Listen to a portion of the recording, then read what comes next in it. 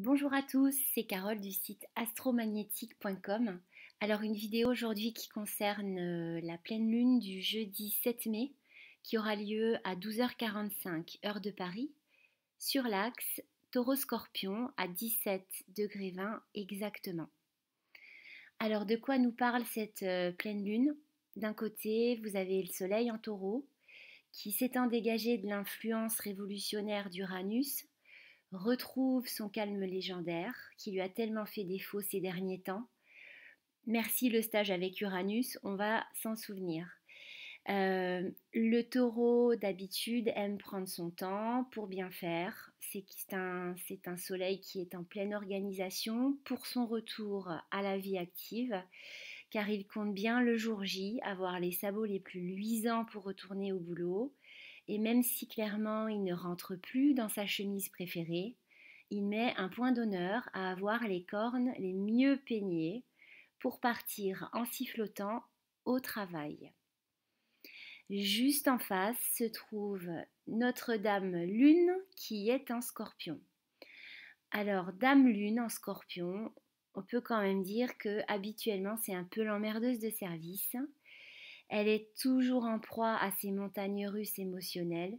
Elle a besoin de se disputer avec son conjoint pour mieux se réconcilier par la suite. Parce que Dame Lune en Scorpion, elle a quand même pas mal de névroses. Elle aime vérifier qu'elle est bien vivante. Ça la rassure. C'est son mode de fonctionnement. Elle le dit souvent, hein, une bonne dispute, ça fait circuler le sang. Bref, sauf qu'ici, notre Dame Lune, elle reçoit un joli trigone, ici, là, de Neptune, depuis les poissons. Alors, c'est un trigone qui est plein de sensibilité, qui est très créatif. Et au final, elle se rend compte qu'elle a réussi à dépasser ce temps de pause qui nous était imposé.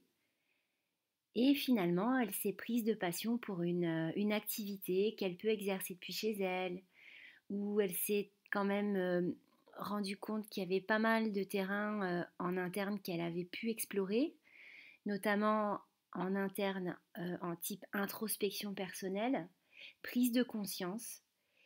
Et au final, eh ben, peut-être que reprendre le boulot, ça lui fait un peu bizarre quand même.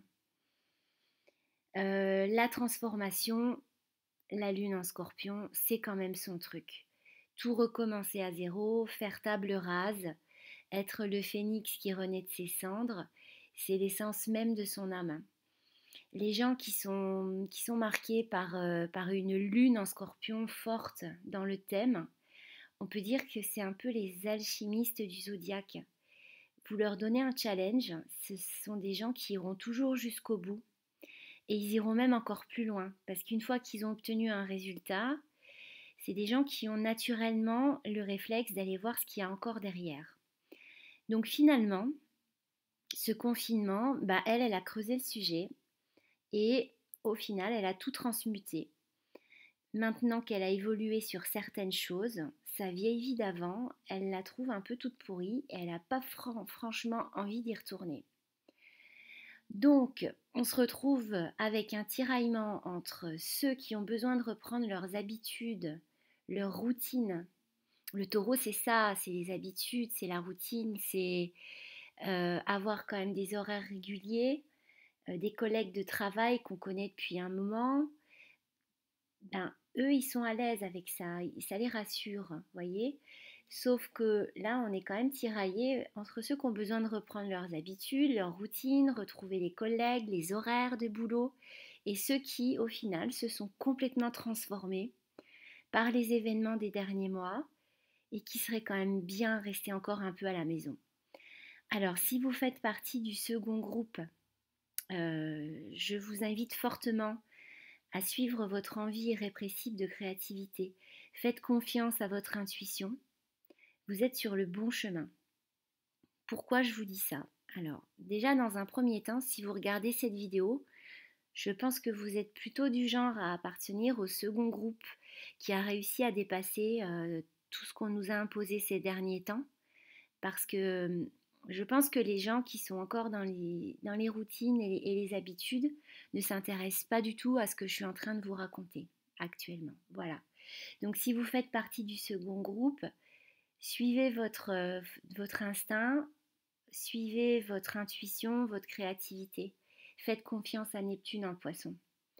Vous êtes sur le bon chemin.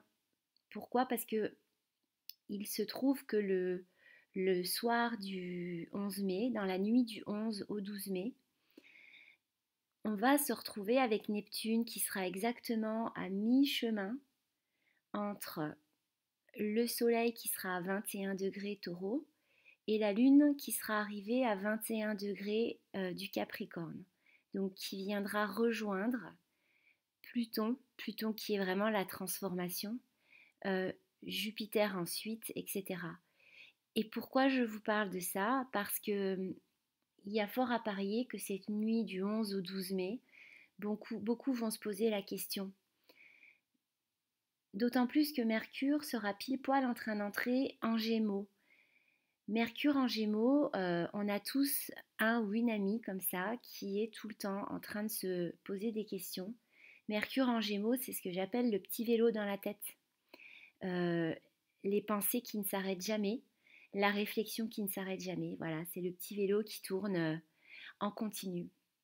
Bref, tout ça pour dire que cette pleine lune, elle est synonyme de transformation, mais peut-être pas de transformation comme vous l'auriez entendu il y a encore quelque temps. Voilà.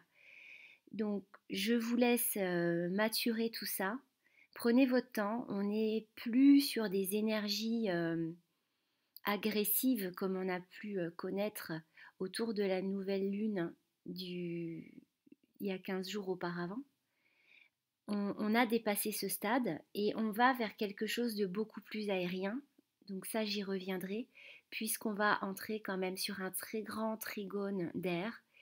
Et vous allez voir que toutes nos croyances, nos habitudes, nos attachements, tout ce dont on était convaincu hier, eh bien, demain n'aura plus lieu. Parce que on est en train de quitter un cycle de matière.